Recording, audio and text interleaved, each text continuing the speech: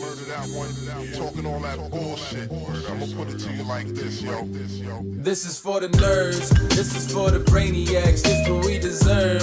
Go ahead and play it back, you ain't gonna touch me, you not gonna do nothing, you are not above me, I bet you wish you was me, I know it, I know.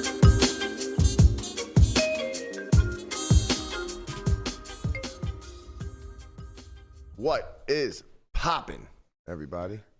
And welcome back to another special episode of the Only Friends podcast. Well, you know, it's me and my only friends, which includes, but it's not limited to, Tortua! Oh, wait a minute. Wait. Who's this Wait, guy? oh, that's Nick. Wait, You gotta we're What's rebrand. poppin', Nick? We're actually live? I thought you were doing like a fake pre-recorded intro. No. We're You want live. to put your headphones on. We're fucking live, Nick. That's what those are. We're for. getting it poppin', baby. All What's right, I'm good? here. Richard? Watch. If It's you good thought to the see you glasses, if you thought the glasses would do something, wait for the headphones. Oh, I'm here. Oh, yeah. Welcome. You've been deprived all your life. I have to tell you. This is Look, great. I don't mean to get this show off kilter immediately, but it stinks to high heavens in here. Tell them why. I just shit myself. What do you want from me? Conrad was gone for. I'm like, what are we waiting for? Like, let's get the show on the road. Where is Conrad? 13 minutes. And Guapo goes, he's shitting. And I'm thinking, like, first of all, how are you pocket watching Conrad like that you just know? I could hear things happening. But then I look in the chat and I just see Conrad sends a message to the group that says, sorry guys, my ass is blowing up. And I'm thinking like, oh, all right, well, there's 2 bathrooms in this place, no big deal. Of course he uses the one up here. Well, ask me why I used the one up here. It's not important. Oh, it is because somebody took a shit downstairs last week, left it for a week, and then somehow we flush it, and then somebody takes a piss and leaves that for a week. That's disgusting. You know what? Not to try to defend any of that because truthfully, I just can't wait till we get out of here. But that downstairs toilet, if you don't like hold the handle for a very long period of time, Doesn't go down. Whatever's in there you get like stays a in there. tenth of a flush. Yeah. You just get like a swirl, really. Well, that's why you have to wait until you see that it's clear. If you Because don't wait, most toilets, you just push the thing Yeah, down. you- You don't have to stare at it to make sure everything goes away. We built up decades of trust with our toilets. Where, you don't have to sit there and but you know monitor the it. trust is broken now. I know the yeah, trust but is if we have broken. guests, they don't know that. Yeah. So You know? who, Imagine how many Academy members have just Yeah. who as a Like guest surprises. has And been who's here? Well, but, I mean, let's not blow up our guest. And also, who's going to announce that they're just, Nick walks in, he's not going to be like, hey guys, going downstairs to take a shit just in case it floats. You know, it was me. To be fair, that toilet's always been a little fickle downstairs. Yeah. Probably got 100 pisses in that toilet over the course of its life. I didn't even know you guys were moving. She's been good to us. We're moving permanently. Yeah, we're gonna shut this piece down. In the it's too expensive. Rent just keeps going up, man. You've been here for what, 5 years? No, 7. Jeez. Year 1, we paid $22.50 a month. I think this past year we were paying close to $4K. What? a month. Yeah, That's insane. almost doubled in 7 years. Is it allowed? Like, how does that work? There's no rent control in Vegas, buddy. This isn't. Is that how it is New York City. normally? No. I mean, outside of like New York City, I don't really know too many places that have rent control. That just means everything is roughly around the Just same price. No, it's more that I think when you sign a lease, they Yeah. just can't pump it up on you Right. for X amount of time. they can't hold you hostage and say like, okay, well either you move all your shit or pay more rent, which is pretty much exactly what they do to us here. We have a lot of shit. They're ravaging you. They did it smartly too, it's like it's a few $100 here, a few $100 there, and you're just like, God, I mean, the cost of moving and everything, it'd be so annoying. But then eventually you're just like, hold on, I'm paying fucking double. It is year pretty 1. much double. You should have just bought it 7 years ago. I know. Andre and I talked about it. It was this house was on the market, but the old Run It Up Studios was also in this community. And Can I take a guess at what the price of this place was 7 years ago? yeah, I'm gonna say $450. very, very good. I would have guessed that. We too. were gonna. So it's a very large studio, but it's a townhouse. So there's a neighbor on the other wall, and the old Run It Up studio was available, as was I remember that. the neighboring unit. So we had talked about buying the whole thing, knocking the wall down that separates the two, and just building a giant studio. But then we thought better. I was like, could probably find a better way to invest $800K. Now this unit alone is $800K. Yeah. So that was the better way to invest $800K. Yeah, we would have done okay. Unfortunate. Very reminding of Bitcoin in 2020. Yeah. Miss some boats here and there. You know, you win some, you lose some. Gotta stay liquid. Well, how about having 7 times more money? How about that? Hindsight's 2020, Len. And speaking of 2020, I know we're stigma bros. we just found out. Yep. Wait, when did you find out? Just recently, I found out that both my eyes are the same, and I have astigmatism, which is very rare. But we were talking about how you basically rediscovered the world when they gave you glasses. I said I remembered what it was like the first time they put them on your eyes, and you're like, the emotion I had was I was angry. I wasn't angry. I was more like bewildered because I thought that my vision was good, and they said it was fine.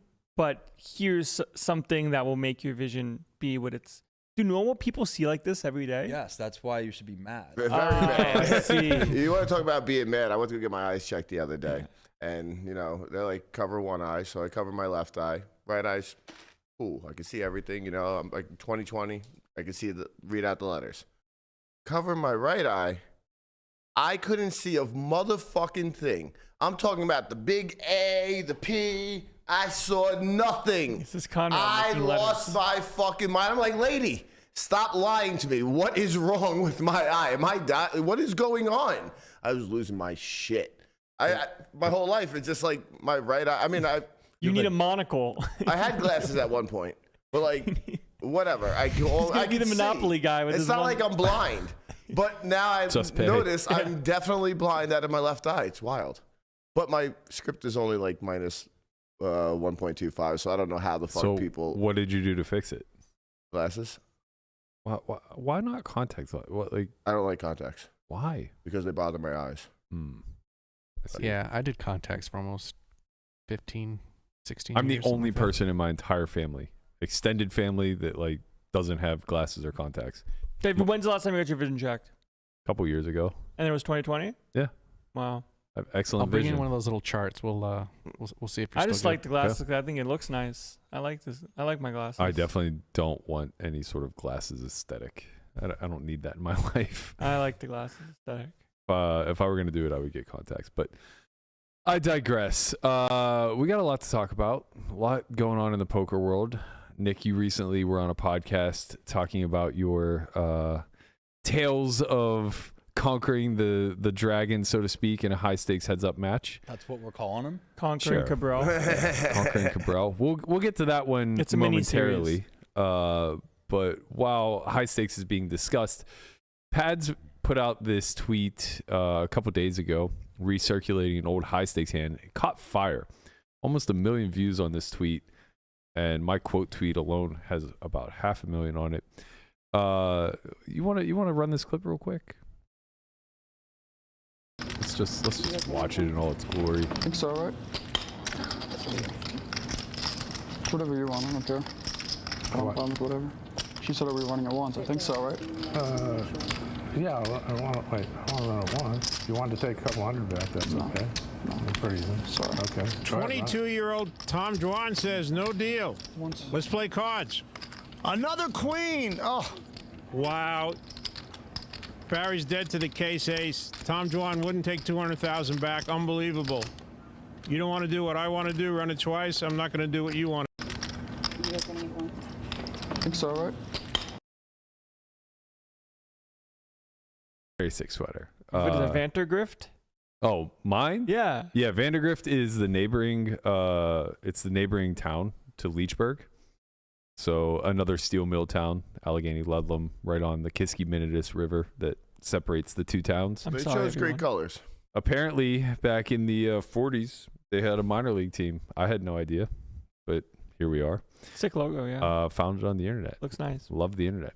So first, talking about high stakes hands. We went over the Keating Peter hand. Did you see this hand? The Keating Peter one? Best hand I've seen in a long time. Incredible. I wasn't prepared for it when I opened it up. I didn't know what I was walking into. Yeah. You walked in.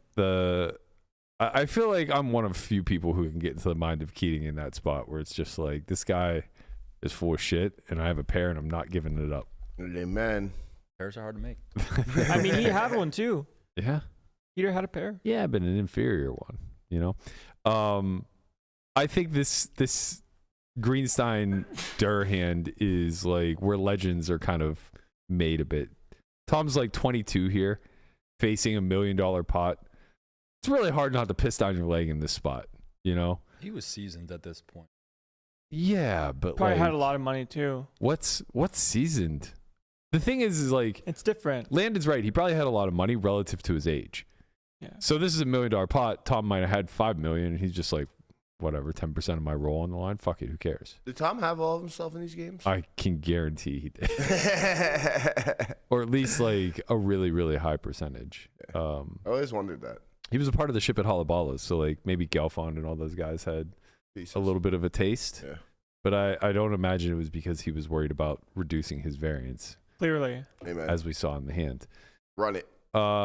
So what I found to be interesting in this hand was not that they're playing $1 million pot with a stone flip. It doesn't even feel like a flip, man. It feels like King Queen of Spades has it every time. Yeah, it does feel like a big feels that favorite. way. Feels that way. What I found interesting was that Greenstein didn't run it twice back then, and I find this conversation or this discussion to be interesting. So I'm curious what everybody's thoughts are on it before I give my own. But Greenstein didn't run it twice back then. The idea being that it lets people off the hook in some sort of capacity. It allows them to play better in some sort of capacity if you allow them to run it twice, because it makes them more comfortable playing large pots. So I remember Garrett Adelstein saying something similar to this about running it twice. Yeah. And we can talk a little bit about that. But what was fascinating to me is when the cards were exposed and Durr asked him if he wanted to do business, he's like, basically, you know, I have to run it once, basically, because I need to stick to my guns here.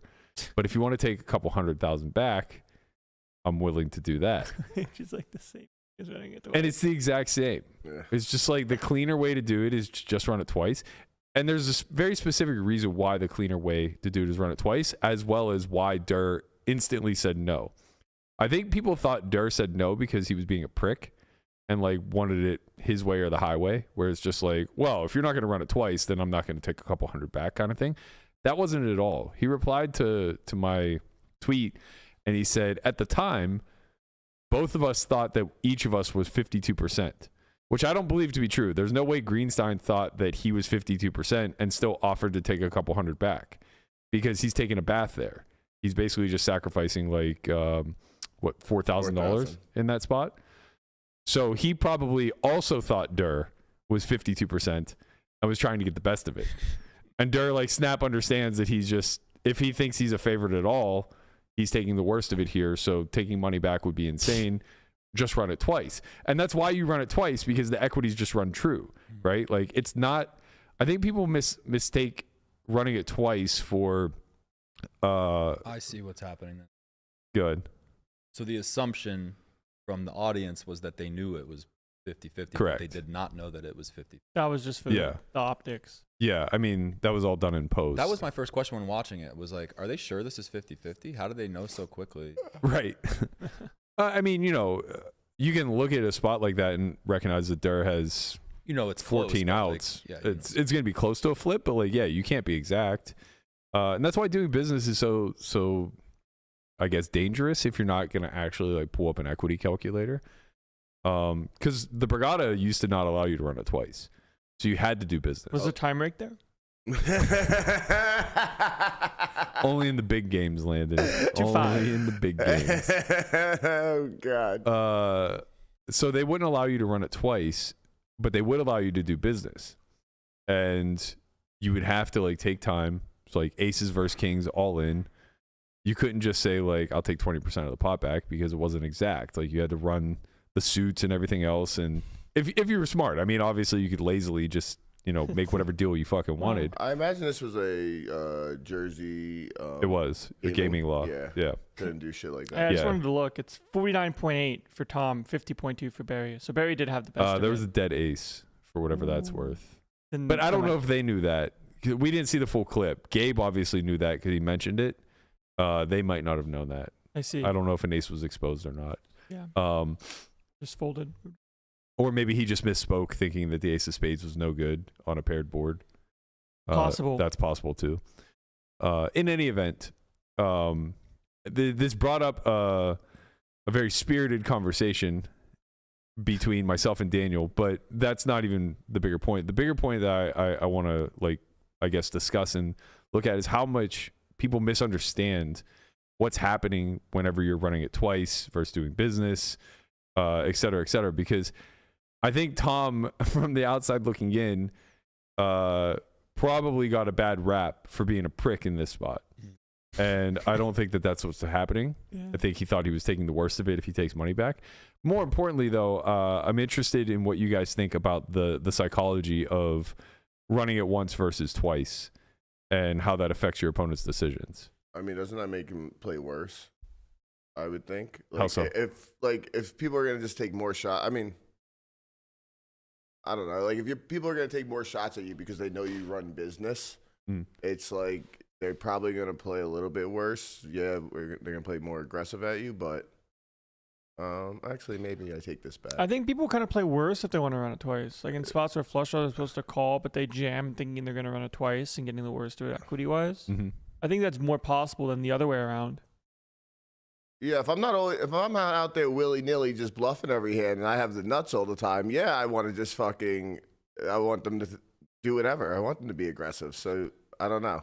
It depends on the style of play, I guess, that you bring to the game at this point in time. What do you think, Nick? At this juncture? At this juncture. I don't have strong feelings on it. I think that it gets used a lot in a tactical way when a pro who has a lot of money is trying to basically lift another pro from the game. Like if a pro knows that if another pro loses a huge pot, he's going to stand. Yeah. And they want somebody else in that seat instead of that pro. That's when they'll say once, just try to put him in the coffin and lift him. That's a different discussion. That's the only real tactical thing I've ever seen. You and I are on the same page.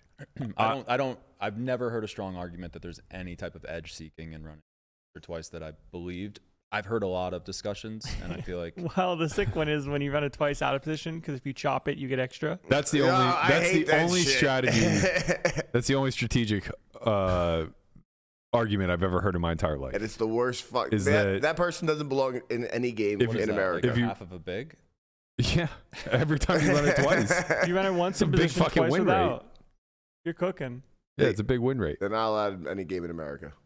Oh, that's not true. So that's the only. I'm with you. I think that like giving legs to the narrative that somehow running it once forces your opponents to play differently. Like, I think that you can make the case that there's a psychological element to pulling triggers, but the thing is the like classes of hands that you're talking about that your opponents would have a close decision one way or the other on, where maybe they're like afraid to jam if you only run it once, but they're more willing to jam if they run it twice.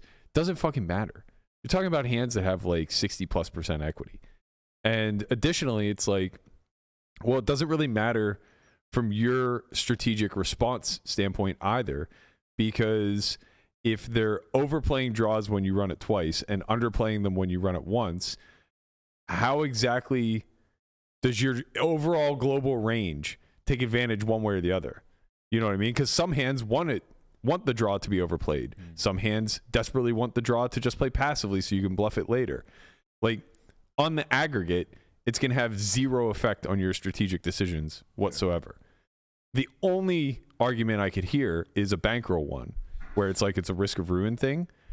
And Rob Young did this to me, where I was out of the game if I fucking busted a hand. He put it in with like 18%, and I begged him to go twice, and he's just like, no, well, I can't win twice. Let's go. And he fucking ruined me. And it's like that's a strong argument, but strongest. Yeah, for sure, the strongest. I think that there's a lot of mental gymnastics that take place to try to demonstrate to somebody how running it twice affects people's psychology. And there's just like no mathematical example you can give me outside of you're sitting with your last dollar and you have the option to run it once or twice. What do? It's like, okay, obviously twice. But like Dean Eggs and I get into this huge back and forth, and he gives this example where he says, if you bluff for $100,000 and your opponent only runs it once, that bluff cost you $100,000 of risk. But if your opponent runs it twice, it's only $50K of risk. It's like, no, it's fucking not. You're still on the hook. You're still on the hook for the whole 100, man. Like, if you jam a gut shot that only comes through 20% of the time, you're on the hook for an 80K loss here, regardless of if you run it once, twice, or 10 times, you know? It just means that you're going to realize that 20% more fully. And then he tried to give another example where he's like, well, if somebody bets 10K into 20K or 20K into 20K, which bet do you call more often? And it's like, the half pot bet? But what the fuck does this have to do with running it twice? You know? I don't understand. Where did it go? Who won? Who won? I mean, the internet. The internet won both of your time. The internet won. They got to watch two people just like shouting into the void. You know, it's like in spirit, I guess I understand what he's trying to demonstrate here is that like psychologically people think it's a lesser bet, but it's just fundamentally not true. The examples are flurrying though. They just don't make any fucking sense. It just doesn't make any sense. It's like somebody goes all in for half pot versus somebody going in for full pot. Which one would you call more often? Or which one has more fold equity? It's like, what the fuck does this have to do with running it twice? I just don't understand for the life of me. Yeah. You know, I mean, you're risking the exact same. You're just risking 10K twice instead of once.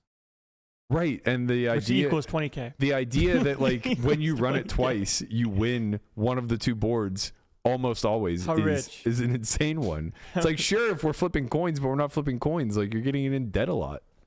Yeah, I mean, it's just a variance reductor. Nothing really changes. Yeah. I can understand the whole like, this guy's only going to run it once, so I want to play differently. And sure, but it's not. The second you negotiate that, though, you're a bad player. Like, they're hard stop, right? The second that you negotiate in your mind, I'm going to adjust my strategy because this person runs it X amount of times versus Y. It does sound like nonsense. You're just a bad player. Sounds like nonsense. You're terrible. Like, there's no hope for you. You're not going to make it because you're focused on something that has absolutely no impact to your strategy whatsoever. I never thought about what you said when it comes to some hands want the draw to play aggressively or not, which is true. So, like, if you have just good ranges and play good poker, it really doesn't matter. It can't matter. It doesn't matter long term. It'll matter in that one moment. It'll only matter for the exact hand that you have in that moment and the exact outcome you're trying to negotiate. You're giving one example with one hand that really benefits from getting called once or twice. Right, but like we don't play poker this way. It's like, do you have $1 billion? If you have $1 billion, why do you want to run it twice anyways? Right. Just bury somebody. Yeah, exactly. Holla. Rob Young. And that's the other. So that's the other thing. That's what Rob recognized. Rob in a lot of those lineups wasn't the superior player, so he wants more variance. Yeah. He doesn't want to reduce variance for better players. He also wanted to see the fucking pain in your face. Yeah, he got it. He got every fucking bit of the price of admission. Yeah, you got theory dollars, and he got to see you cry. $3. I got theory dollars sitting on the bench for fucking 3 months. Yeah. It was beautiful. Into the hospital with you. Speaking of the bench, you don't play poker anymore? I've played maybe a couple times in the last 6 months. I got the new project now. We're doing basically poker's version of Open Table with Michelin star standards for private. Basically just trying to make sure that recreationals never walk into it. Okay. So that's our whole thing basically is figuring out what games in town we want to support and then making sure that if a recreational player reaches out that they always get exactly what they're looking for, action, stakes, lineup. So that's got most of my attention. We just got it off the ground last month. It's getting some traction. We're partnered with the guys over at Table 1 and we're just basically taking things slow. what's the, I guess, like, how much control do you have from the side of curating games? So, like, VIP reaches out and he says, I want X, Y, or Z. How much oversight can you possibly have on building that? I would say a lot, maybe even total. The reason we like working with Table One is because they're so easy to work with, and they give us full vision over lineups, and I can basically say anything to them, like, this guy likes this thing a specific way, and they'll honor it in the game, which is, I think, what makes it work. Yeah, we just love working with those guys because everything is easy. When a recreational VIP reaches out, they have different types of requests. I mean, some guys, they have a very high standard for action. So that one is just non-negotiable. If a guy tells us, like, I don't like playing with type pros, I'll call Art and JY up and I'll say, like, this one really needs to be a good lineup for this guy. Totally get it, totally understand. Some guys stakes, like, guy today really wanted to just play 25-50, so try to keep a straddle off if possible. This is one of the main things, I think, is, like, VIPs don't like walking into a game that's not what they expected. Yeah. From a lot of the feedback we got when we just listened to recreational players for a year, basically, they told us, we don't like surprises in games. We don't like walking into games that play bigger than we thought they were going to play. That's a big one. Yep. Or a lineup that shifts last minute, and if you had known, you would have never committed to the game. That's a huge complaint. So we've been in this space. I mean, you've been in it longer than me, but I was in it for 18 months and just listening a lot because, you know, we were going out with the recreational players after the games and they would just start telling us everything that they liked and didn't like about it. And then after a while, I was like, you know, there's enough here that we've heard that I feel like there is a need for more protection in these games. Specifically, lineup protection, I think, is the best part of what. Yeah, I think the service is nice for the game runner because it provides a bit of a buffer. But I will say, having been a part of this for a very, very long time and having worked with guys that I think have been really good hosts throughout the years, one big mistake that I've seen time and time and time again is putting too much value on one or a few particular VIPs and letting the inmates run the asylum. I saw it happen so many times in Ivy's room where one guy that you could just never please and also was never going to quit the game. Yeah. Like these two factors were just totally glossed over. One, he's a losing player, so he's never going to be happy because he's also like not a jovial loser. Like he's one of the worst losers you ever come across. So he's always going to be miserable, and he's an action junkie, so he's never going to quit the game. Totally get it. So like lifting people mid-session to make him happier, making the game four-handed instead of seven, you know what I mean? Jumping through all these fucking hoops just to get a ear beating at the end of the session anyway because he dusted $250,000. Yeah, not going to work. I totally get that. We have a thing that we've been saying, just because your action doesn't make you good for the game. And I think that's actually really true. Yeah. There's only a couple people that I think I can think of off the top of my head that fit the profile where if they reached out, I would be like, I just don't think it's a good fit. And it's because I've played with them enough that I know that they're not graceful losers and they just bring the energy down for everyone. So, I mean, it doesn't get talked about, but yeah, like you can be action and still be bad for the game for sure. Right. So I guess explain to me a little bit more the business model. Like, one, how do you monetize this? So we could do it in a few ways. We could take commission just for helping game runners. Sometimes we'll get seed credits if we want to take action on a guy. Depends what the game runner is comfortable with. We can work it different ways. But the most important thing is that the recreational is basically getting exactly what they expect when they walk into the lineup. Right. And I think in this industry, like, the bar has been very low for just paying attention to what these guys want and making them feel welcome. They don't mind playing with pros. What they mind is when they play with a pro who isn't cordial, has tight, unfriendly vibes around him. That's what we really try to prevent, is that they would ever be in a situation where they get there and they just feel like the game is dead. This guy's a robot next to me. I wouldn't have committed to this game if I knew it was going to be this way. So that's the model. I mean, so secondary question to the actual model is, obviously the service is very understood. It's kind of white glove, deliver them what they want. But are you a part of curating that? So like, do you have a list of players that you employ? Do you have outside of the table one game? Sure. Is it something where, like, say they're not running and this guy wants action, you could just cobble together a lineup and give him what he wants, kind of thing? You mean if table one wasn't running that day? Yeah. I think if we had enough guys, we could just get it off. I mean, like I said, JY and Art, they're very easy to work with. If we said we can get a game going, we'd probably just get a game going.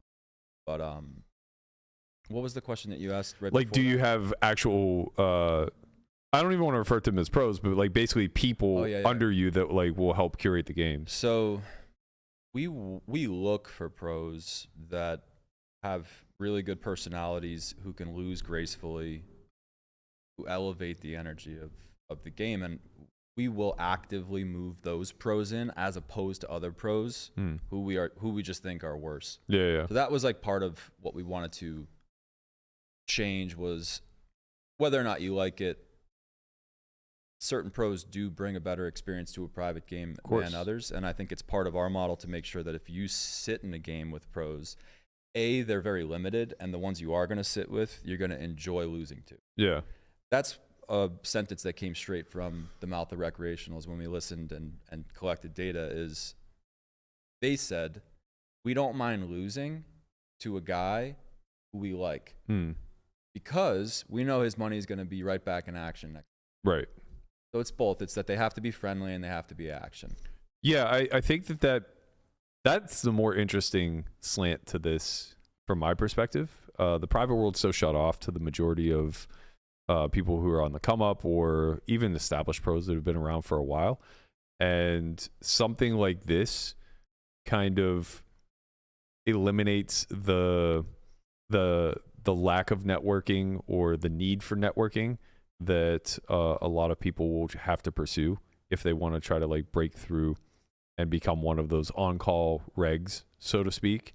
Say more about that. I'm curious how you see it. Well, I've been a part of this scene for a long time, and I've always been fortunate to put myself in a position where I was always a part, or at least right on the fringe of the starting lineup, so to speak. But it's just like any sport, like whether you want to compare it to basketball with a sixth man or baseball with an off the bench player type of thing. You need to be relatively deep as a host, and you need to have seat fillers always. So I've always put myself, fortunately, in a position where if I wasn't in the starting lineup, I was definitely the first guy off the bench type of thing, which, changed my job a little bit to an on-call doctor than it was a grindy pro. But you understand what comes with that. You understand how to maximize your hours and things of that nature. It's difficult to get into that position. It takes a lot of not just, soft skills on your own behalf, but a lot of vouching from people who are important to the game. Sure. Whether it's the host himself, which, God bless JRB, he's gone to bat for me with recreationals for years. Other recreationals that enjoy your action or enjoy your conversation or whatever it is about you being in the game that they appreciate. It takes a lot of like both soft and hard vouches in order to get yourself into that position. Sure. And it seems like if you became a trusted service to those recreationals, then by proxy, anybody that you had on your bench would also kind of come with that soft vouch from the industry itself. See, that's what's interesting is I'm on both sides of this. I own a company that services pros, and now I own a company that services recreationals. It's a weird spot. Yeah. So I think it puts me in a spot where I'm forced to be accountable to holding the balance. And online, you can be a robot. Live, you got to be cool. Well, that's the thing. I think it's just raising the standards for who's going to get in, because like the pros we'll talk to, I'll tell a guy straight up if he's in my pro network, like you're just not going to play private unless you change these things about your behavior. Yeah, don't be a little bitch. There's just stuff that you cannot do. we were talking on the table one pod, and who knows if we'll actually do it, but like I think there's a market eventually for teaching pros how to be better for a game. I don't know if it's trainable. Understanding social cues 101. No, it's way True. it's a lot less. Yes, it's those, but that stuff's easy, and it's also very transparent. It's super easy for any of these guys to just see through somebody who's gone through the quote unquote game version of Soft becoming skill. a fun pro. Soft skills. I mean, this is basically the whole. What is it called with the guys that get the dating coaches? Pickup artists. Isn't that like why it's almost impossible to train? Like some of those guys get better, but for the most part, it ends up just being this weird. Yeah, because you can't game or you can't like systematically become enjoyable. You can't just change who you are like that. I mean, you can, but you can't. You can highlight aspects of your personality, and people will appreciate that. But the point is it comes off disingenuous, and it's very transparent. It's a lot on the strategy side of things, and people don't want to acknowledge that. You know, people will crucify me telling me that, like, you know, I'm the worst reg to ever step foot. But like, if you were able to map this in, like, let's say we looked at like a dozen different nodes, and we were just able to map like how range versus range played in a certain way, and you recognized that you could just add 5% of hands with minimal EV loss, or 10% of hands with minimal EV loss, if you adjusted your strategy ever so slightly, right? Like maybe you lose the big bet as a process or as a byproduct of it, right? Or you lose the ability to triple up, whatever, like just very small tweaks. And as a byproduct, you're seen as the guy who's involved in every single hand. You're fighting for every single pot. You're nothing but action, right? Like you're giving up somewhere, but then your value gets expanded. Yeah, you make more money with your value. It's just like small strategic sacrifices in order to give clear optics and undeniable feedback to the observer that you are the game. And that's what makes you invaluable, because the second that gets anchored in people's minds, there's no pulling it back. 100%. Which you either are the game or you're there for the game. You Yeah. know, and it's very easy to tell who's for the game and who is the game. action. The number one contributor to the games is action. And I feel like we will end up in a world where people stop saying recreational versus pro. That classification, I think, will dissolve, and it will just be, is this guy action or not? I heard it's all in the private. I'll tell you right now, in the private sector, I can list you a half dozen recreationals that I get seats over. I think that's the way it should be. I feel like that makes it a lot easier for everybody to get on the same page, because, like I said, when you speak to recreationals, they do not say, I don't like playing with pros. What they say is, I don't like playing with tight pros. Exactly. Yeah. I heard optional player is on the table. Optional? Optional player. It's a meme. Katie Stone came up with maybe the worst fucking term for like, she somehow doesn't like the term recreational, as if like it has a negative connotation to do something for fun. I wasn't sure if we should do it until we did the market research, and a lot of them refer to themselves as recreational. So it seems fine. Well, yeah, it makes sense. You're playing for fun. You're playing recreationally. Like, I'm a rec pickleball player. I'm a whale. You know what I mean? Imagine getting offended showing up to Sunset Park at 8 p.m. to play pickleball, and someone be like, oh, the rec came. It's like, fuck you, man. I do this seriously. I'm optional, okay? I'm gracing you with my time here. I guess, but like, when it comes to action, some people, I guess, see action differently. You know, there's a difference between playing every pot versus actually being all in all the time. Sure. And it's like, even whether it's responsibly or not, like, I do think that's something that happens a lot, where you can tell who's vulturing. Yeah. Like fake action versus real action. Yeah. Well, like fake action, like you're seeing like flops here and there, and then like you're playing big pots, and it's like every time you're all in for stacks, you somehow have it every time. I'll tell that's you, really I'll tell you this tilting much. too. Like I'll give this piece of advice. It's way too tilting. If you're somebody that has the optics of being on the snug side of things, like you're afraid that people are viewing you too much as a tight pro or as a nit or whatever the case may be, what you should not do is call attention to that by tabling like a hand that doesn't belong in range. Like, don't open the button with fucking 10 deuce offsuit, and then when you steal the blinds, put a smile on your face and table it and show the recreational. I got him. Also, don't 3-bet ace king and, you know, flop quads, c-bet, and then like joke and show the like. This isn't doing for you what you think it's doing for you. It's doing quite the opposite. It's just reinforcing in everybody's mind that you're a goddamn nit and you're just doing everything imaginable to advertise. I don't ever have to show hands. Just play more. Just literally VPIP more. They'll notice. So I guess all those things go in the category of training a guy who's not already good for the game not to do. Yeah. Which I guess brings back full circle to the whole point, which is like, are these things worth training to somebody who doesn't know how to do them? I would say no. I mean, our model is basically, I want to go find guys who already know how to be socially calibrated and give action and just those guys they're gonna naturally win less in the games too. I mean, that's why people like action, because you're giving up edge, which is already a contributor to the game.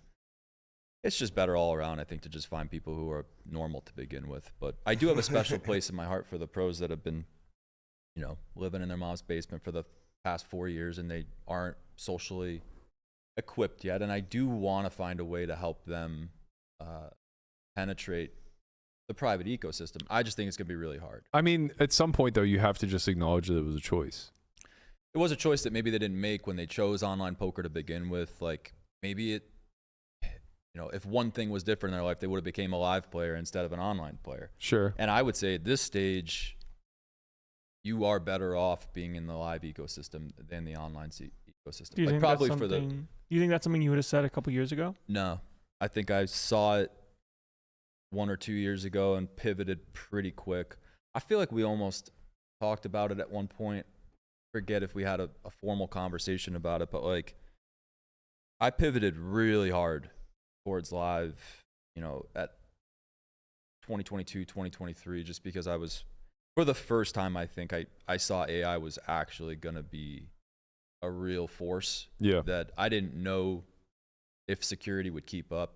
I still don't know. I mean, I hope for the best, and I think there'll always be online games. But if you're not with a well-networked group who knows how to navigate the online ecosystem, you are drawing slim. I think that's pretty accurate.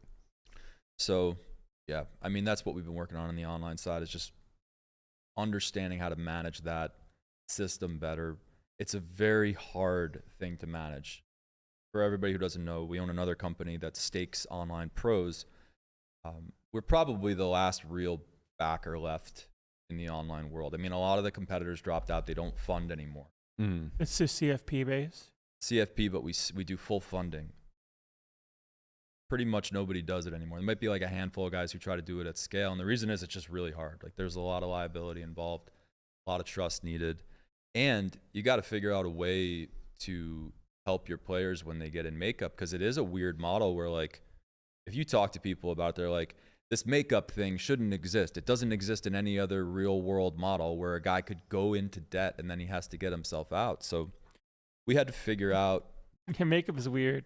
We had to figure out new ethical ways to help players. And I think the solution is you got to start giving them profit splits in makeup. You got to give them, sometimes we'll even just give a guy a salary at this point. Yeah. Especially if he's, some of these guys, like, the climate's drying up, so they'll have to like move from their current home because there's not a pool that's worth playing in anymore.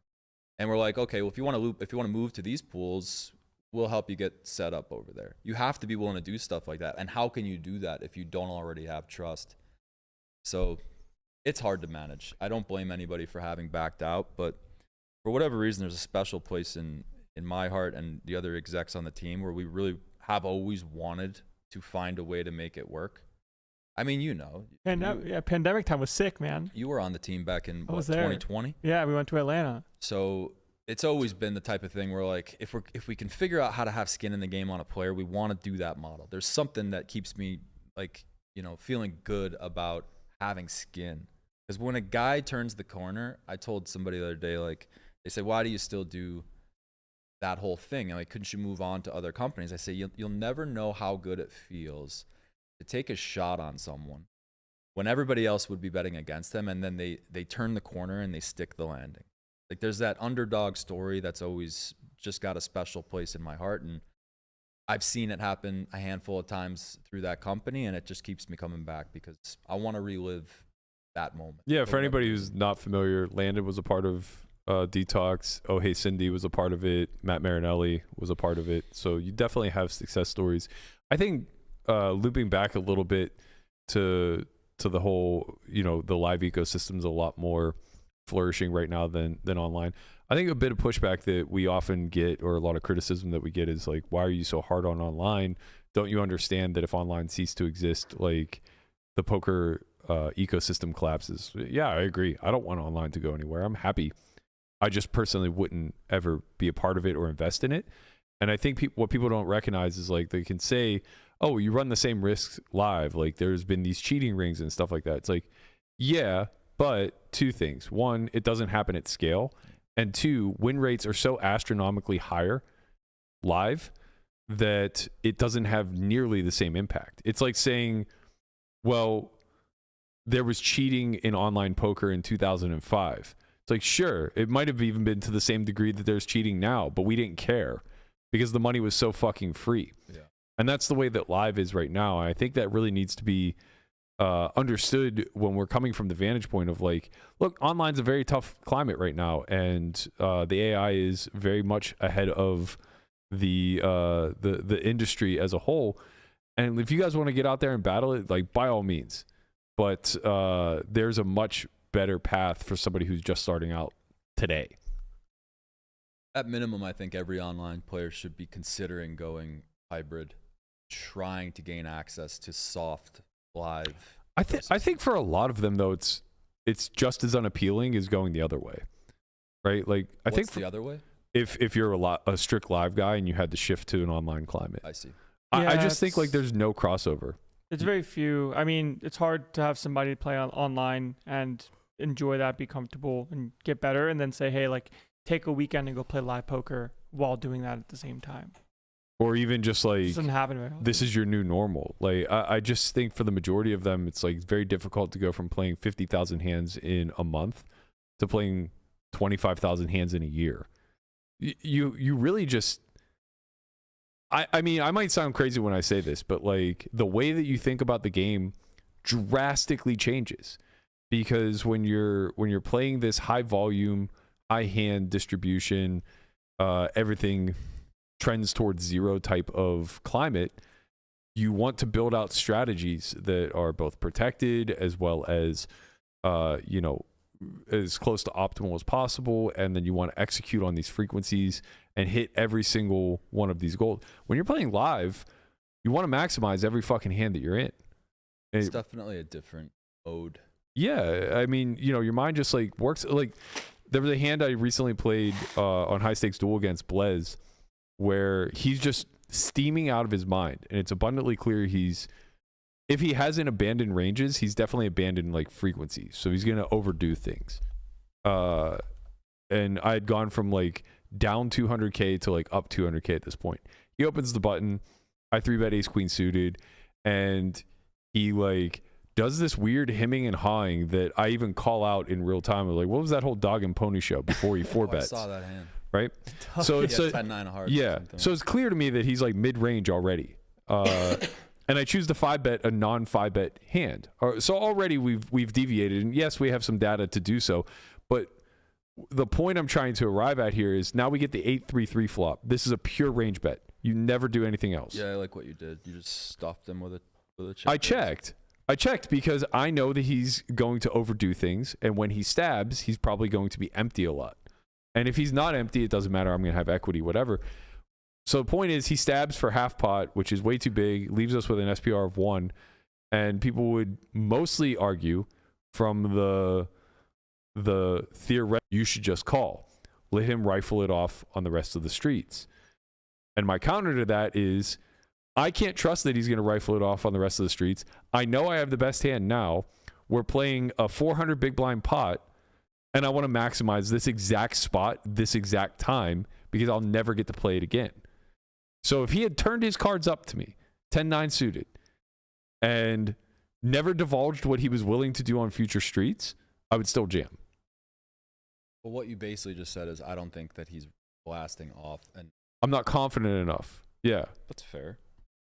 I mean, it's fair, but like that wouldn't be the way that you would approach it if you got to play this spot 1 million times, 10 million times, 100 million times. And I think that's where the wiring in the thought process changes. Online, like, kind of set you up with thinking, okay, pretend you have infinite money and infinite time. Mm-hmm. And then live is you have finite money. Exactly. And you get one time. Exactly. And now you have to try to figure out how to make both truths exist. And I think that's why the confusion around like running it once or twice and how it impacts strategy is just like this weird thing that most everybody believes. Like if you had seen my replies, it was a dumpster fire. It was just thousands and thousands of recreationals saying like, yeah, I agree with Daniel. I never run it twice because these guys are fucking idiots and they just like jam with the ace-high flush draw versus me. It's like, okay. How bad can it be? Yeah. Yeah, I think that just goes back to like, I mean, there's just a better answer to that whole thread, which is like, if you're at a live table, you do what the other guy wants to do. That's just like always the answer. I mean, unless you're actually afraid that you're getting exploited in some weird way. But like any pro who is thinking about whether or not they want to run it once or twice in a live game, especially if you're trying to play private, like you're not thinking about this properly. No. That's just not how this ecosystem operates. You're out of the game the first time anyone realizes that you're even considering trying to find edge by running it once or twice. It also just demonstrates like how fruitful the live game is, how fruitful any market that is dictated by behavioral psychology is, because people do mental gymnastics over this shit. Like they'll run it twice over and over and over again, and they'll just have an impulse this one time for whatever reason to run it once, and somehow that'll trigger the other person to now want to fist fight them. Fuck you, man. We always run it twice. I'm never running it twice with you again. That's it. I don't care. I don't care if you run it twice. All I care about is consistency. Why? What the fuck does it happens all the time? What the fuck does the consistency matter? You know, we got to a point where we had an idea we never implemented, but like we were going to start flipping a coin like almost at the beginning of a football game, where we just decide for the night if it's a once or twice night. And then at least it's consistent across the board. Yeah. There's no... For game runners, though, like they should do the opposite. They should almost, outside of recreationals, they should just demand everybody runs it twice. I mean, it'd probably be safer. But But it at the also same keeps time, the ecosystem Exactly. alive. It's just better for the ecosystem. it is. Yeah. But at the end of the day, you should just do what the other guy wants to do, especially if it's a recreational. It just goes back to like, who gives a fuck, man? I mean, these people are on vacation. They're trying to have a good time. Yeah, I mean, and they'll come back. I think a lot of it's like the fear. It's like if I get this spot now, and if I stack the guy running it once and he doesn't come back, I get to win all the money. Versus this guy's probably gonna come back if I just ran it twice. Even if we chop, I'm still gonna get seats. I think my livelihood's not going anywhere. Yeah, I think there's also a lot of people that are like living on the edge, where they're playing bigger than they want to, or let me rephrase, they're playing bigger than they often have access to. And now whenever they get in 300 big blinds, aces versus kings, and chop that pot, they want to kill themselves because it's like, I might not get that opportunity again for months. He's eating the couch. It's okay. He's fine. He's like, it's like the stuffing. Yeah, no, it's not. Like My Strange Addiction. Look at it's like fine. What's he eating? He's chewing on his bed. He's fine. Not very healthy. Who are you to judge, man? Just looking at him like he's like eating stuffing. Do you know how hard it is to do this podcast every day? Look at what is he looking Nobody at? else can see him, man. Yeah, I know they can't see him. I can. See something, say something. What are you afraid is going to happen? You're going to have stuffing in his stomach. And then he might have to go to the vet. And you know what? Spend $10K on vets all you want. Pip got another appointment? Bolt's going to have one soon. Pip has her spade finally in 6 months. Or 6 weeks, rather. I was going to say, wait, in 6 months? No, what 6 the weeks, fuck? 6 weeks. It's okay. I can afford it because Nick got me rich. Go on. That was back in like April. Yeah. I didn't even get that rich. You told the story wrong. You said you forced me to be on. You let me off half. I let you off half. I realized after. I almost went through the text this morning to try to figure out the sequence. You were on from the start of the match. Yeah.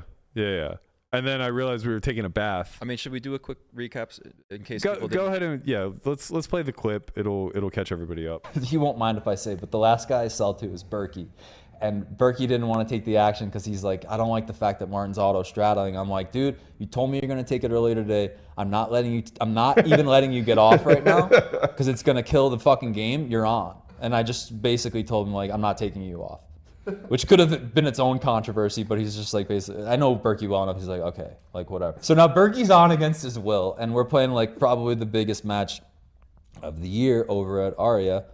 I start off, I think, down 40 or 50, and then I make a score, and I got 100 in front of me. And with the bounty game, it's like, you got to understand how fast this thing moves. It's like every hand is, I would say average pot size in this game was 40, 50K, heads up. So we're tossing a bunch of $250,000 pots across the table. And the way the game is playing is it's 200, 400, and he auto straddles to 8, and if I complete the straddle by making it 800, he auto makes it 10K with every hand.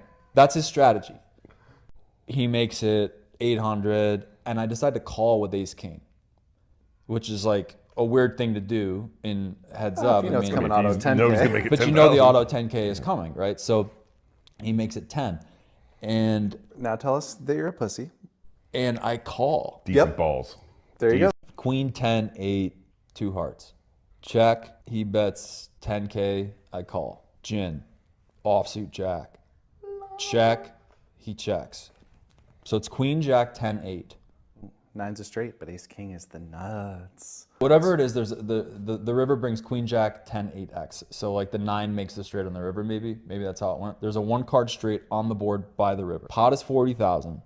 We have $250,000 in front of us. And I'm just like, well, I'll make a big bet because who knows what the fuck he has, but there's a straight on board. He's never folded a 9, so whatever. So I bet 90, and I'm looking at Martin, and I'm sitting here like, dude, I have the stone cold nuts. Like, this is a complete dream spot. Like, what's even going on? Like, yeah. And he's got his hand over his mouth like this, and all of a sudden I just hear all in. And he pulls up, and I look at Clyde, and I'm like, and I look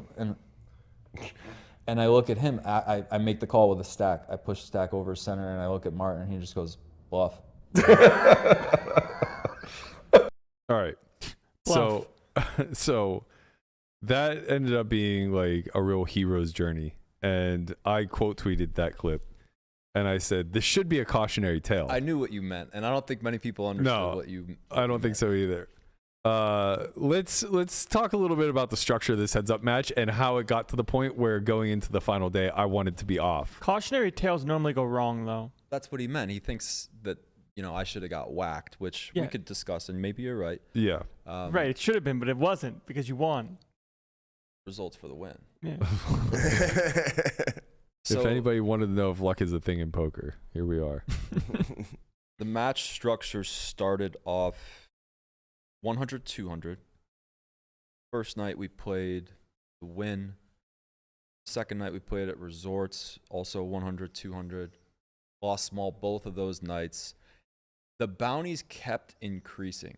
I remember that. From night 1 to night 2, we were playing 7 deuce game, and we played 7-3 also by the end of night 1. So now you've got to think 7 deuce game is 16 combos. When you add 7-3, you're at 32. By the third night, we had added 8 deuce offsuit and 8-3 offsuit as $5,000 bounty combinations, which means if you win a hand with any of those 64 combinations, the other player has to give you $5,000. As you can imagine, that's a pretty big bounty for a 100, 200 game because we're talking a 25 big blind bounty for a combo. Yeah. People want to play Squid Game for 1. It changes the game quite a bit. What other questions do you have about the structure specifically? When did you allow him to start button straddling? It's a good question. I think he was mixing it in for the first session, started doing it more second session. Mixing it in. And I don't remember when I told you he was doing it. It was the second session. I'm pretty positive. Or after the second session. So I lost small both of those nights.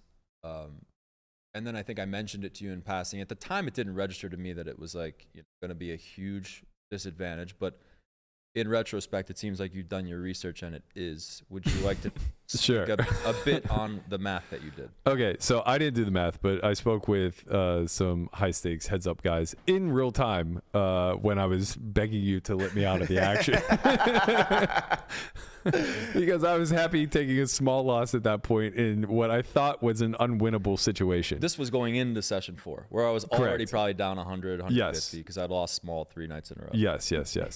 I want out. So I had voiced my concern to you that it's almost impossible to beat a button straddle. And you had replied, it's almost impossible. I'm paraphrasing. It's almost impossible to lose to this idiot. To which I said, strong counter. Okay, valid. But I spoke to a few high stakes heads up players, and I was basically like, how much of a bath are we taking here? They estimated, and I can't recall if it was without the bounties or with the bounties, but nevertheless, we're at a floor here, one way or the other, of about 10 big blinds per 100. My best guess is it's probably more with the bounties because you just, I guess if like you play limp 100, because even then you can't defend his button raise at nearly the frequency that you need to. There's a reason why big blind has a win rate in blind versus blind. Right. And that's basically what ends up happening in this instance is like obviously in a heads up match, regardless of skill set, the win rate comes from the button.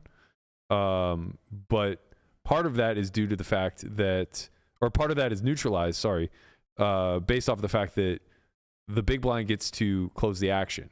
You never got to close the action. Never. So you're opening the action on the button, and then you're opening the action out of the blinds. And this is a huge detriment with the 5% penalty worth 25 big blinds. But now you're playing double the stakes. So the final day you're playing 2-4. He's auto-straddling to 8. Auto-straddling to 8. And if I complete the 8, he auto makes it 10 grand. Right. Which, him doing that 100% frequency is obviously very bad and a place that you could scale back some edge or claw back some edge, I guess.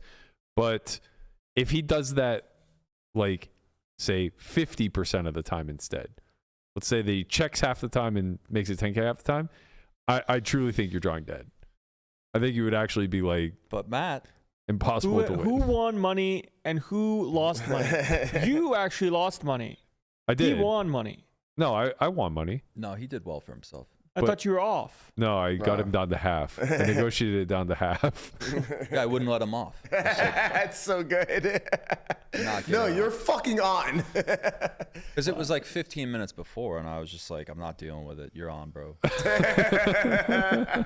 Godspeed. I will say I had a good feeling. I think I had a feeling that we were gonna just like do it. I can't really explain it. I would have done it again. Like, and I wasn't even like prepared to go and play him 4 days in a row. Yeah. Like the first night I was just kind of doing him a favor because he's like, I'm just looking for some action. I'm like, okay, we can play over here. The second night is kind of like play over here.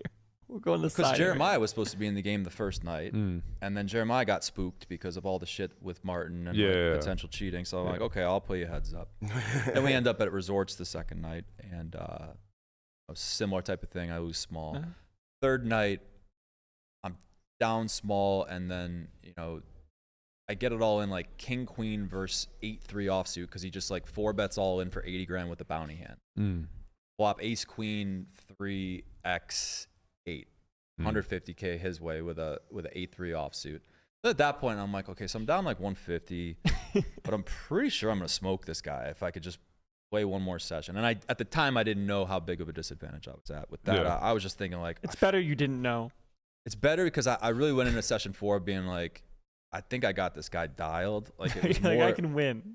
It was more about just like I felt like I was inside his cadence a bit. You know how it is in heads up. Yeah, I get that part. But talk to me a little bit about the adjustment that you made to the button straddle, because obviously you're aware that you're never closing action. So there has to be, your wheels have to be spinning a bit. There's no rubric for this. Yeah. Of what to do when you give the guy basically the button every hand. Yeah, my strategy was basically Well, it changed because by the time I was up $250,000 on the last night, I was sort of like, I was aware that if I played the way I should be playing, that we could very easily be playing a lot of $500,000 pots, like right away. And then I had to play the risk premium out in my head. And it's like, kind of like, you know, I sold a bit for this a lot actually. And I wasn't really planning on playing like $500,000 pots all night. So I was measuring, you know, there's a lot to measure. It's like, it's almost like this whole dimension of ICM going on. How deep were you guys sitting? When I won the pot that you saw in the clip, we were $250,000 deep. I win that pot, now I got $500,000 in front of him. He immediately loses $100K more, like very next hand, something. And now I loan him $100 across the table after I like called some buddies and I'm like, you know, I got Martin here, he's on Steam, which was the plan. Like it's real simple. I was like, I really think I could just get this guy on Steam. Yeah. I mean, you know how it is when you're playing heads up. So if I could do that, I felt good about it. And at that point I did have him on quite a lot of Steam. So I loan him $100 and he's making calls for more money and we're playing at the same time and he's got guys bringing money in from other casinos and shit. And at that time I just had to figure out, like, you know, how long are we actually going to, because if you know Martin, like he's going to cover and he's going to push it. Yeah. Lock the doors. And, you know, I felt like I knew I could hang in there, but at that point the risk premium is so big where it's just like, you know, why would I play like a $1.2 million pot tonight?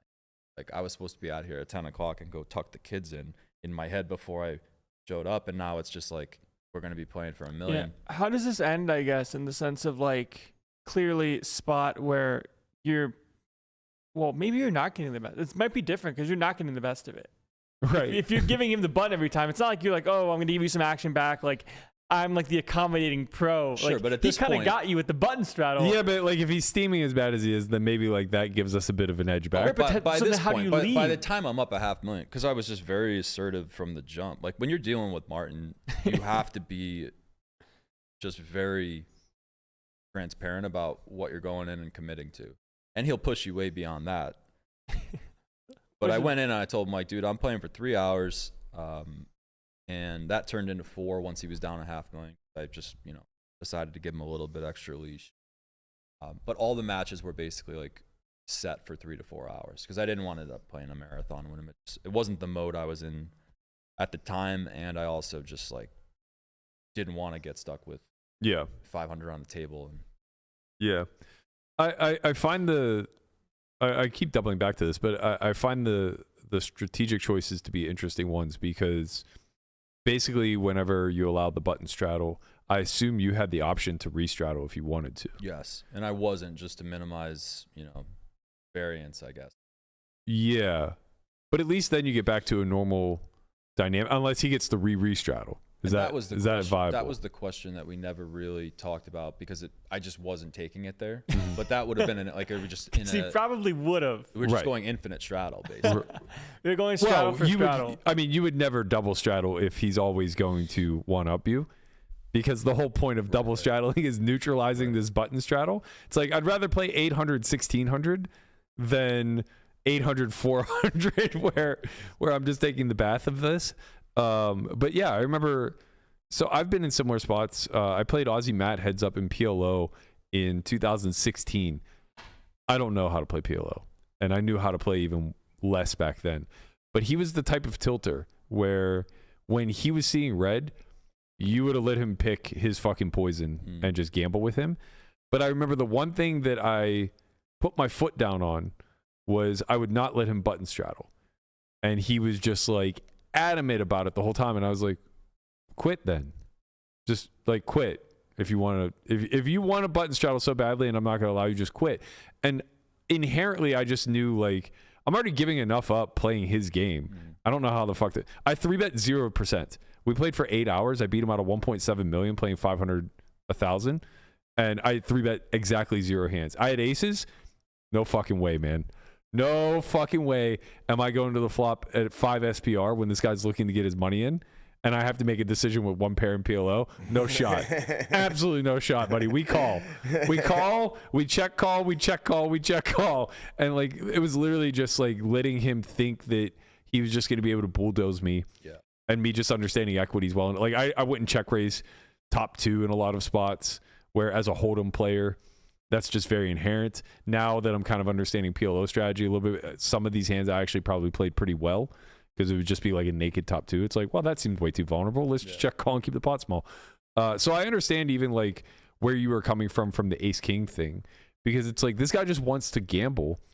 And if I build a pot big enough for him to do so with a susceptible hand that, you know, versus his randomness might only be 60%, what do we do then? There's also just the argument that, and I'm sure you like had some of this going on in your heads up matches, where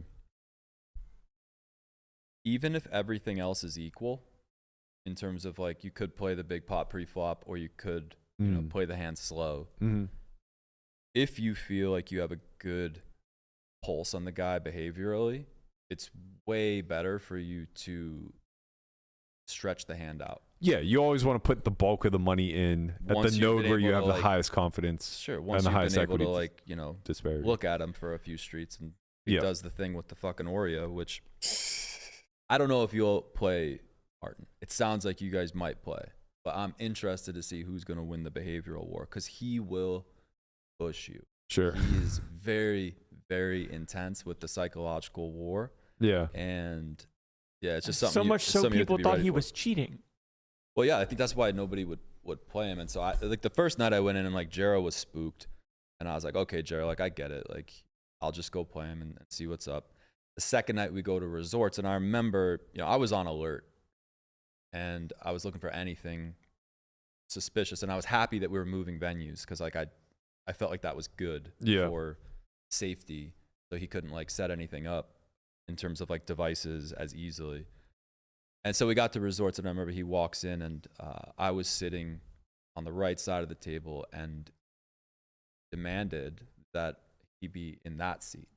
And that kind of had me a bit on edge, because like whenever somebody makes, you know, a demand like that, it's like, all right, so where's the device? Exactly. Yeah.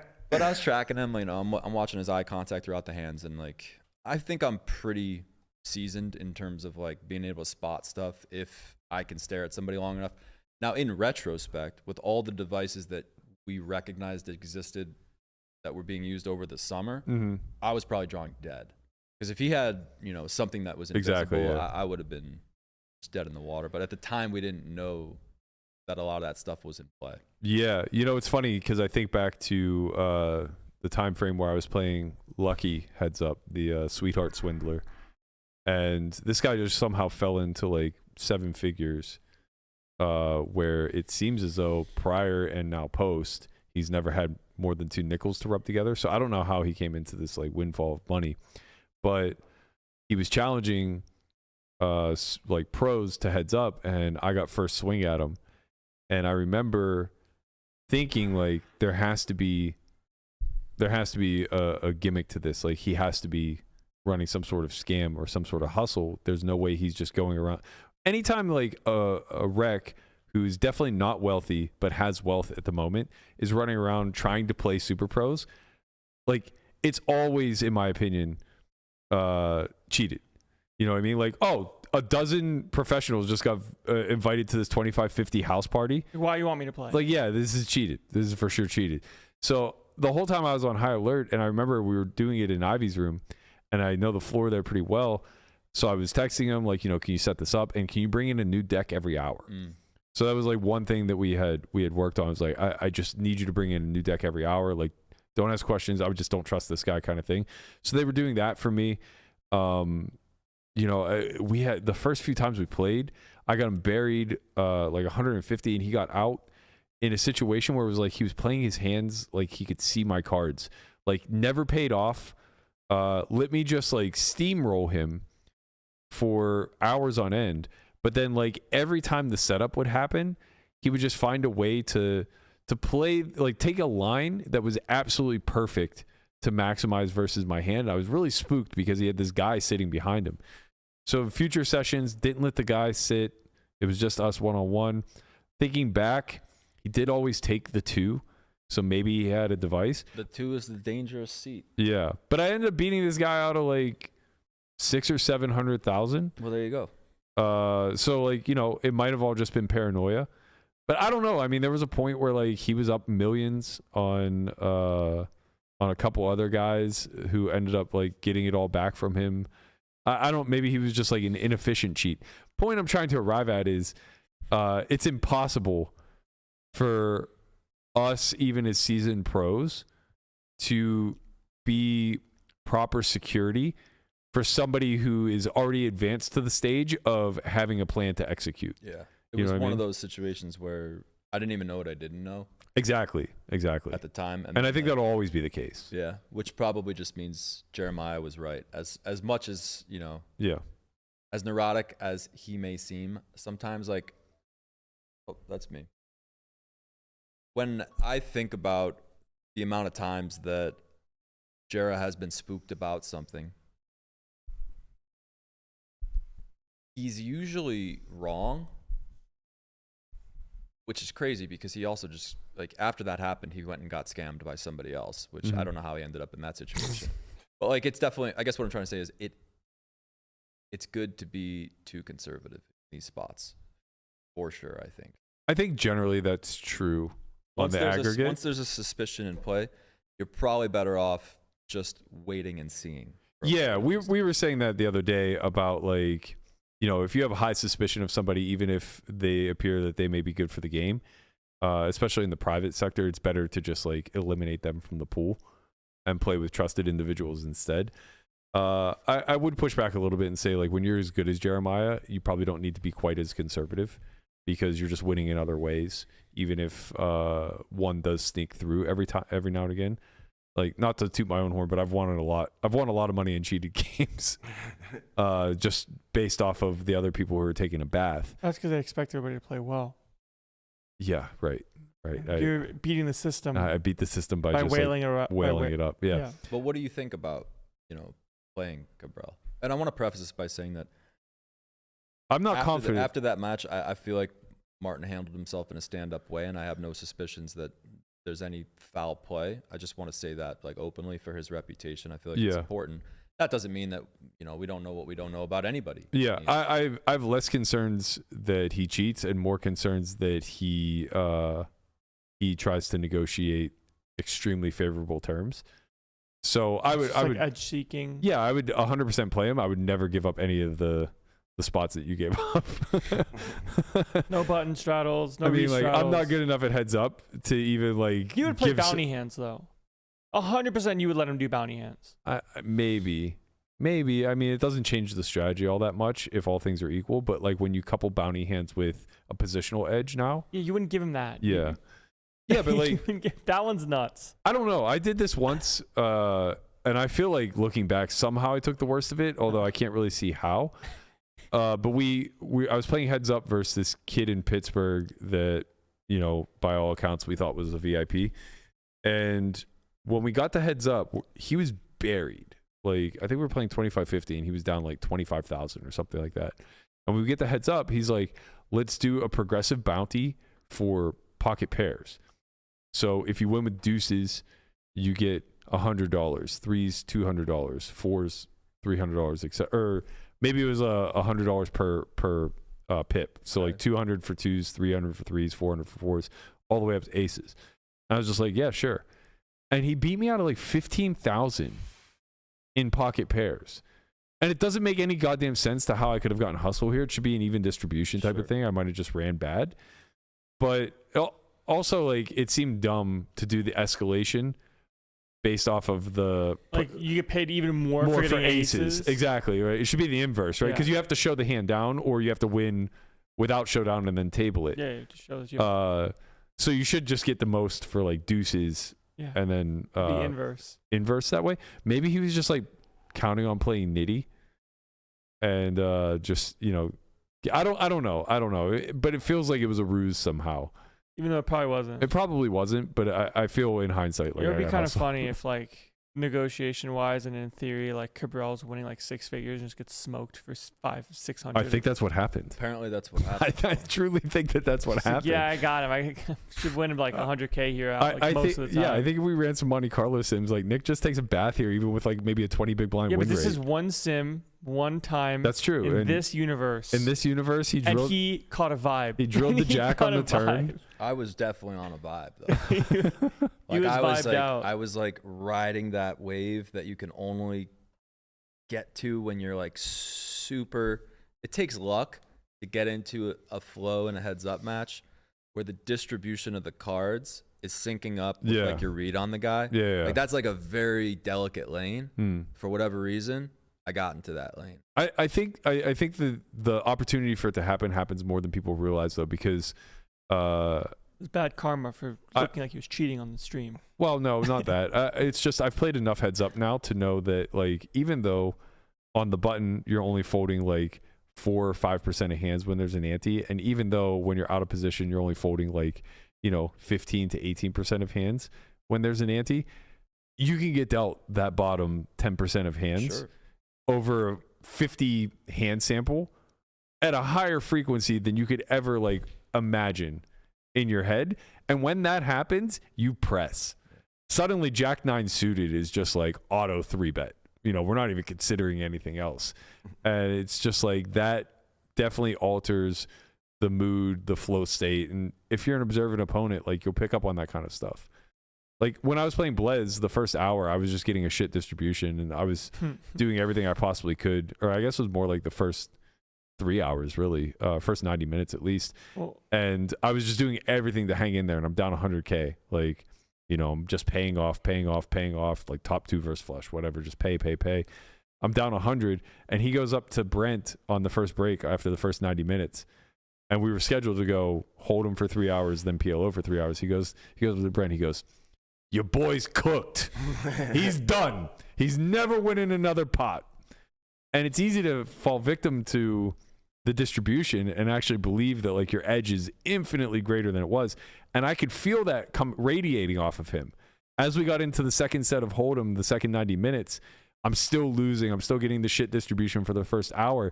And I could just feel his chest puffing up a bit. And this is a guy who thought like he was taking a bath in Hold'em to me. Yeah. Suddenly switching gears. And I could just tell like right at the 20 minutes to go mark, he was ripe to not switch games. And I was just like, come on, man. Don't you just want to play Hold'em the rest of the time? Like, this is way more fun. And I could see the little glimmer in his eye of like, yeah, I could fuck you up in Hold'em. And at that point, the negotiations started. And it was like, the second we started negotiating, it was like, man, if I can get rid of PLO, that distribution is going to flip at some point, and he's just going to steam whenever he loses 100 back. And that's exactly what happened. Like, when you... It's such psychological warfare in an instance where 2 elite players won't suffer from that. Yeah, that's what was hard when you're dealing with someone specifically like Martin, who he might be the best of the best in terms of like, I would not want to be at war with Martin in charge of a country. Like I don't know what he's capable of. Are we talking Putin or are we talking Kim Jong-un? Like, it's just like the unknown unknowns are, and he's so sharp with how he can warp a narrative and like, so there was a time I think where he was in warfare. Well, I said I lent him 100 across the table. Yeah. And then he was basically yelling at me because I wouldn't loan him another 200. Right. So now there was like almost like, he was getting very angry with me that I would not loan him more money. Now I'm up by like $500,600 at this point. I've already given him 100. If I give him 200 more, I'm basically giving him like half back of what he lost. So you're navigating these like totally different lanes of pressure while playing $250,000 pots. Right. And that was the main thing that maybe I took from the match that like I could give to people who ask, like specifically a lot of the pros came up to me after the match. And some of them were the ones that didn't want to buy any action. Like I remember I walked into the win like the day of and I was like, hey guys, I'm going to go do this one more time. Pretty sure I'm going to win. Anybody wants a match? And they were like, nah, dude, like, I don't know if you can handle the pressure of how much he's going to throw at you. And I'm like, just trust me, that's not going to be the issue. I might, get up if I'm up like 700 and walk, but like, it's not going to be the issue for us firing at the 100, 200K on the table range. Anyway, so a lot of guys didn't take the action. And then they came back to me after and they're like, could you tell me what that experience was like playing a lot of like $250,000 pots back and forth? And I'm sure like you're seasoned, like there gets a point where you just kind of become... You're numb to it. You're numb to it, but like in a good way. Yeah. I think what I could tell guys who want to know what this is like if you really want to understand what it's like to start playing those size pots, what I would say is this analogy, it's like public speaking. I don't know if anybody's ever spoke to a room of 25, 50, 100, 1,000. Once you get up into that range where it's like, from 100 to 1,000, you don't feel anything beyond that. In fact, there's no time to even feel much when it's heads up too, because the next hand's already coming. Like the real skill, you want to talk about psychological warfare, the real skill of a battle like that is being able to just go clean slate every hand and be able to just lock back in and be like, I don't even know how big this one's going to be. That last one was $250,000. It's done. There's no time. There's no time to even stress. And I think a lot of guys probably feel like they're going to collapse under that pressure. But if I could just give like one piece of advice to pros who are aspiring to play big, it's like you got to just trust that when you get into that atmosphere, everything that you think goes out the window. All you have left is what you've internalized through your technique, and then you have your instincts. Yeah. And it's like 80% instincts at that. You just got to trust it. But I'm curious, like what your perspective is on. Oh, I think it's good. So I think like whenever, I think live guys are the worst at estimating this stuff. I think that they drastically overvalue the ability to predict outcomes over a short span because that's what they're accustomed to, right? So session over session, lineup over lineup, they're constantly making predictions on what's going to happen, and they live off of that. That's their livelihood, and they put a lot of faith in it, but they don't understand how worthless it is. So now having done the airball challenge, having done Blez heads up, played Albert Dar heads up in Dubai, like once you get out of the voodoo, so to speak, realm of live where nothing is data points and everything is just like feel and instinct and stuff like that, and into the actual just like nuts and bolts of the numbers, you start to understand like where edges come from and like what's worth pressing and what's not. It's like, this is literally just button straddle aside, a question of like, is Nick a sharper heads up poker player than Martin Cabral? If so, how much? Like, what do we estimate he's winning here? Didn't you give Perkins 10 bigs? Well, yeah. If they had played that day, I think we played he'd that probably day. have been fine. If we play that day, no pre-flop ranges, and he doesn't get the study, very different than you get pre-flop ranges and you get 3 months to study. Because I realize now how much easier it is to close the gap versus just like I can fix leaks faster than someone taking 25,000. As somebody who plus. plays complete idiots when it comes to heads up, and I mean that with all due respect, I love Blez, but like he's just not a heads up no limit player, and he'll be the first to admit that. Like if you can get ring players to commit to playing heads up, just no time in between. Correct, no time in between. Just like they shift from playing ring to playing heads up. It's such a different animal that like win rates in the 20s, 30s, and 40s are probably achievable in the short term. For sure. Well, that's what they were when I was talking with Patrick about it. Like when you like reg versus fish heads up. Absolutely. Like 20 plus online. It can absolutely. Like 20 plus per 100. I would have never done this online if that tells you something about where I thought my edge was. But like, I think that's also fair just for safety reasons and peace of mind. Right. It's a lot easier to get cheated face to face and live with it than it is.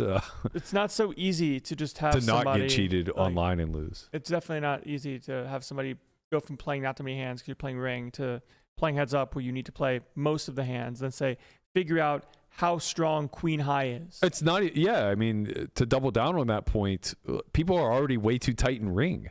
They don't know how to open up in a 6-max or a 9-max venue. Like, they're drawing fucking dead whenever they come to heads well, that's up. why I love heads up. It's just built for action. I mean, right. there's nothing more beautiful than two guys who just want to battle. It's really funny. I truly don't enjoy it at all. Really? No, and the irony is, like, a lot of people who have made a career of playing heads up, they're like, you know, you have a knack for heads up. Like, this lends itself to you. Same thing with Squid Game. They're like, you know, this game lends itself to your style. It's like, yeah, those things are true, but my opposition is also more aware of that now, and they are playing a strategy that complements the structure. When I get to, I mean, if I could go back in time and start from scratch, I would have learned heads up first, because it made me that much stronger of a ring player. It allowed me to better identify the boundaries and just like more consciously acknowledge when you're just stomping all over them. It's easier to go from more hands to less hands than less hands to more hands. Right. You know, if you start by playing 80% of the deck, now you're opening low jack where you're playing 20%, you can find the bottom really easily. Yep. Find like your top end value. Yeah. And then realize how your strategy changes. That's what was so crazy about the bounties is like there's no control. What he's talking about is like it's easier to control a range. Yeah. But with like 64 bounties in play, there's no control. Right. Everything is just all over the place. It's like you can't auto 3-bet bounties. You can't auto check raise with bounties. No, it's just a constant mess, and everybody's constantly turning over bounty hands. Mm-hmm. Yeah. Yeah, it sounds glorious. I mean, it's definitely, it's not something you can really like study for in that regard. You kind of just have to go feel it out. But giving the guy the button every hand does make it easier. Yeah, the long and short of it is button straddles are bad, okay? They are. I mean, I feel you. I think you're onto something there. Yeah.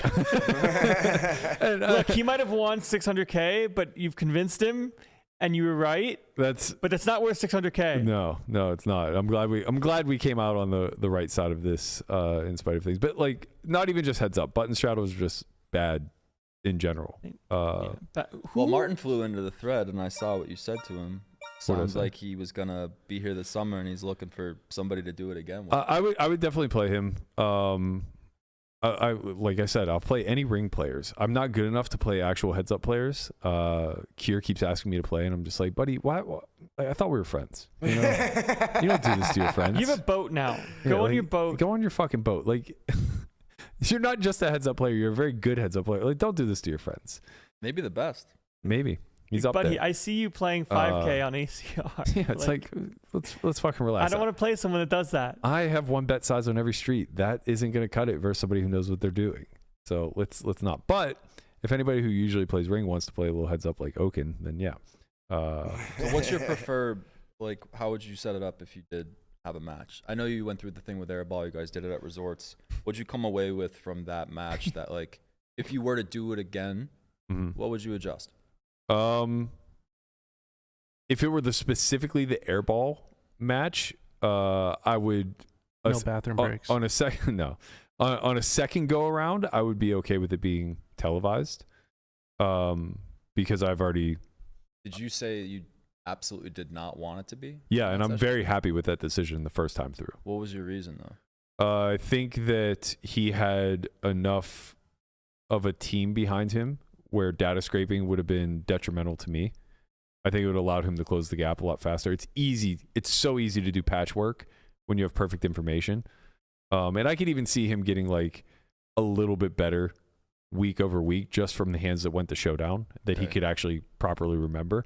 And that was a big reason why I made a big deal about Ishan being in the room, because I knew this guy was a buffoon and wouldn't be able to actually report back hand histories, which he wasn't. There was like numerous hands that Doug like covered that Airball told him the hand history of, and it was like, that wasn't the board, that wasn't the action. Like, this guy is just like a total buffoon. But if you have a third party in there just observing every single fucking pot, taking notes and shit, like, you know, he's gonna get basically hand histories to data scrape, be able to run that stuff, and just, you know, sure up some obvious leaks of like, day one he c-bet 100%.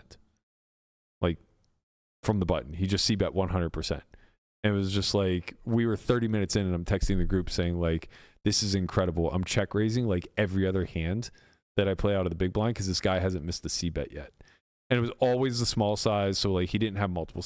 There was a million things that I thought he could improve upon immediately, and I wouldn't be able to tell the difference of whether he knew what he was doing or if it was just optics.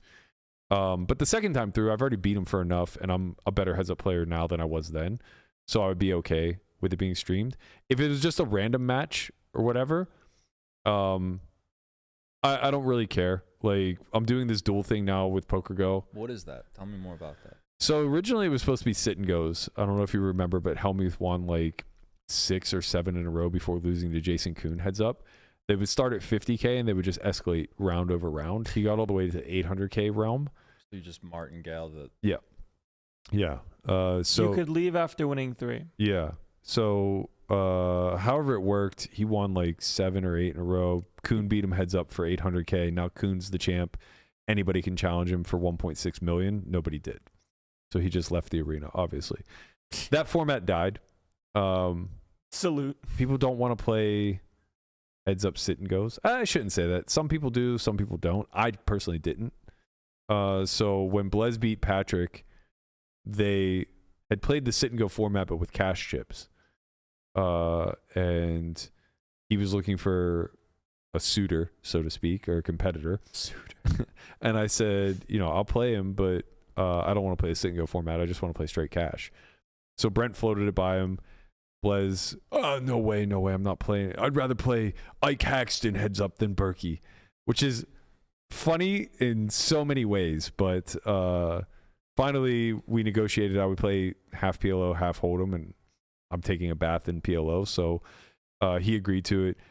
Ended up winning that, and now I told Brent, I was like, okay, like I'll take on competitors, but like, you know, we're just playing high stakes cash. So like, I'm not just gonna say yes to anybody. Like, I don't want to play a super pro heads up. Like, I just don't. That seems like a torch of hundreds of thousands of dollars. I have no ego around playing heads up. So it's like, if you want to find somebody who's like equally matched with me that wants to play cash, I'm in. Otherwise, like, don't give a fuck. Happy to just exit the arena with my 300K profits. And supposedly Perry is in, but I think that it's probably like 15% to happen if I had to put a number on it. Where would you play? A few bad tweets away. Poker Go. But yeah, if Cabral, I extended the invite to Cabral. He contacted Brent. I don't know if he's around during that time, but I would play him. He would be fun. I think he would be fun. I think Keating would be fun. Guys like that. We could do a little reunion thing with Cabral's whole thing is he doesn't like black chips. That's his best troll. Sure. There was a time where I was picturing, like, I wanted to call it the champagne. I want it to be no black chips, pink and yellow, maybe some cran. I want it to be a 500. Wait, what are the pink? Oh, sorry, purple. Oh, purple. Yeah. Champagne game. I want to have the whole aesthetic behind it. Sure. No black chips is the theme. Get guys like Martin, whoever wants basically 500 action with a 1K ante. That was what I pictured. That sounds juicy. I like that. You let me know when that gets off. I'm in. I'll work on it for you. All right. Run it through stacks. Nick, as always, thank you for joining us. Appreciate you guys. That's going to do it for us today. We're going to be on a three-day-a-week schedule moving forward now for the next couple weeks while Triton's going on. So next week, we're going to try for either Monday, Tuesday, Wednesday, or Monday, Wednesday, Thursday. Not sure yet. It's all going to depend on who's available and what we can get done. But in any event, we'll see you guys. Have a great weekend. Later, squad. Peace.